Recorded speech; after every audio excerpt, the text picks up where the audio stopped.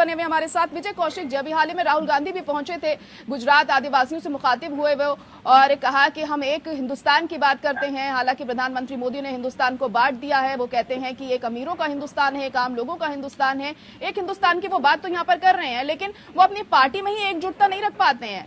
हम भी देख जिस तरीके से हार्दिक पटेल ने भी नाराजगी अभी कुछ दिनों पहले जाहिर की थी, अपनी क्या कहेंगे इस पर? देखिए, किसी भी परिवार में अगर कोई झगड़े होते हैं वो एक अलग मुद्दा होता है, और देश के मुद्दे किसी भी घरेलू झगड़े से ज्यादा महत्वपूर्ण है देश को बचाना, देश की बात करना। तो कांग्रेस में चाहे कितने भी मतभेद क्यों हो, हम सब जितने भी कार्यकर्ता हैं, नेता हैं, आम जनता की लड़ाई के लिए तत्पर रहते हैं, पहली बात।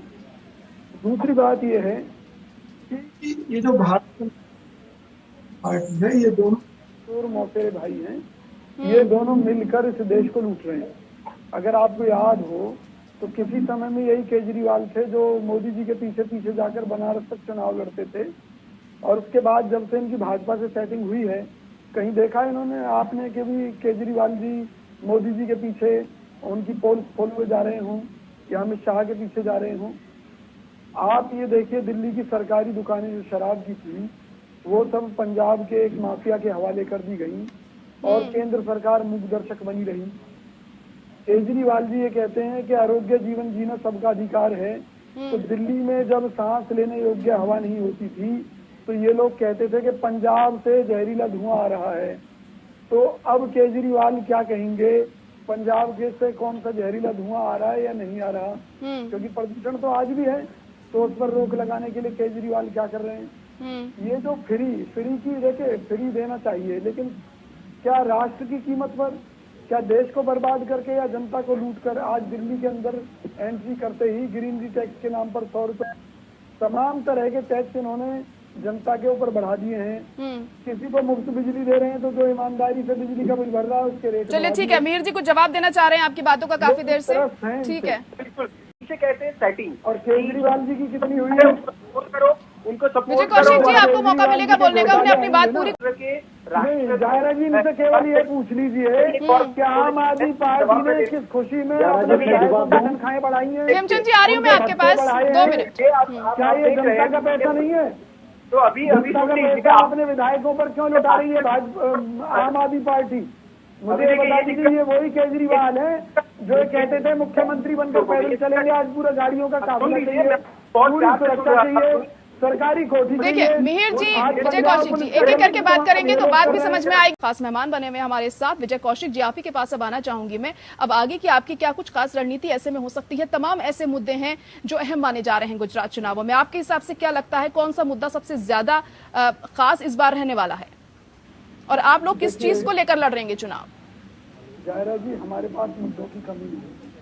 हमारे पास इस देश पर जो कई सौ गुना विदेशी कर्ज बढ़ चुका है वो सबसे बड़ा मुद्दा है। हमारे देश में जो महंगाई चरम पर है वो सबसे बड़ा मुद्दा है। महंगाई के चलते लोगों के काम धंधे रोजगार सब बर्बाद होते जा रहे हैं, सबसे बड़ा मुद्दा है। व्यापारी हो चाहे आम दुकानदार हो, सब परेशान हैं। इसके अलावा बेरोजगारी सबसे बड़ा मुद्दा है। आप ये लगा लीजिए कि 45 करोड़ लोग जिस देश में आस छोड़ चुके हों कि उन्हें कोई रोजगार मिलेगा, इससे बड़ी दुखद बात क्या होगी? लोगों के लिए घर चलाना मुश्किल हो गया है।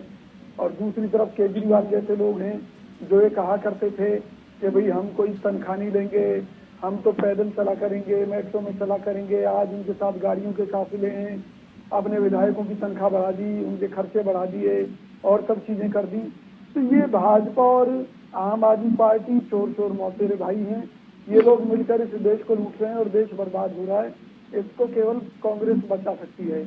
अगर हिंदू मुस्लिम का मुद्दा चला और भाजपा ये साबित करने में सफल रही कि देश मुस्लिम राष्ट्र बन जाएगा, अगर भाजपा नहीं जीती तो अलग बात है। आप लोग कैसे करेंगे? देखिए आपकी खुद की पार्टी में हमें इतनी ज्यादा अंदरूनी कलह देखने को मिलती है, हालांकि चिंतन शिविर भी चल रहा है आपका उदयपुर में आजकल, मजबूती दी जाएगी। आपको क्या लग रहा है कि किस तरीके से आप मजबूती देंगे अपनी पार्टी को? अंदरूनी कलह है, आम आदमी पार्टी में अंदरूनी कलह है। फर्क केवल इतना है कि लोग सत्ता में है इसलिए वो कलह ज्यादा दिखाई नहीं दे पाती, लेकिन कलह तो इनके यहाँ भी है। कौन कहता है कलह नहीं है? लेकिन इन लोगों को दूसरी पार्टियों को इतना फर्क नहीं पड़ रहा है ना, आपको तो बार बार हार का सामना करना पड़ जा रहा है। फर्क इसलिए नहीं पड़ रहा ना क्योंकि उन्होंने लोगों का ध्यान विकास से, बेरोजगारी से, काम धंधों से हटाकर हिंदू मुस्लिम पर लगा दिया है। आज हिंदुओं के दिमाग में ये डाल दिया है कि अगर भाजपा को वोट नहीं दी तो ये देश मुस्लिम राष्ट्र बन जाएगा। तो इससे ज्यादा डर भय का माहौल और कहाँ मिलेगा। मुसलमान वैसे डरा हुआ है, मुसलमान को ये कहकर डराया गया है कि अगर आप सुरक्षित हो तो बीजेपी के कारण हो, अगर बीजेपी ने जरा सा भी इशारा किया तो हिंदू मुसलमानों को खत्म कर देंगे। तो हिंदू भी डरा हुआ है, मुसलमान भी डरा हुआ है। यहाँ तो मंदिर मस्जिद चलिए ठीक है, खेमचंद शर्मा जी से ही पूछ लेते हैं क्या कह रहे हैं। राजनीति थोड़ी ना हो रही देश में। ठीक है, चलिए विजय कौशिक जी कहिए क्या कहना चाह रहे हैं। मैं ये कहना चाहता हूँ कि भाजपा की चाल तो आप समझ गए होंगे। अभी भाजपा प्रवक्ता ने भाजपा की पोल खोल कर रख दी है। गुजरात चुनाव में भी मुद्दा हिंदू मुस्लिम का ही होगा। क्यों? क्योंकि ये कह रहे थे कि दिल्ली में किसी सड़क का नाम अकबर रोड है, औरंगजेब रोड है। देखिए विजय कौशिक जी, आप भी दिल्ली की बात करने लगे। देखिए हम गुजरात की बात कर रहे हैं, गुजरात की बात करिए। गुजरात में आप लोग क्या नया करेंगे, किस तरीके से बदलाव लाने की बात कर रहे हैं आप? दिल्ली की बात नहीं हो रही है, यहाँ बहुत दिल्ली की बात हो गई। फिलहाल गुजरात की बात करिए, समय भी कम है मेरे पास। हमें मौका मिला तो हम वहाँ का जो इंफ्रास्ट्रक्चर है, वहाँ जो कानून व्यवस्था की समस्या है, वहाँ जो व्यापारियों की समस्याएं हैं, रोजगार की समस्याएं बर्बाद कर देंगे, उनको हम दूर करने का प्रयास करेंगे। उनको लेकर हमने अपनी नीतियां तैयार की हैं।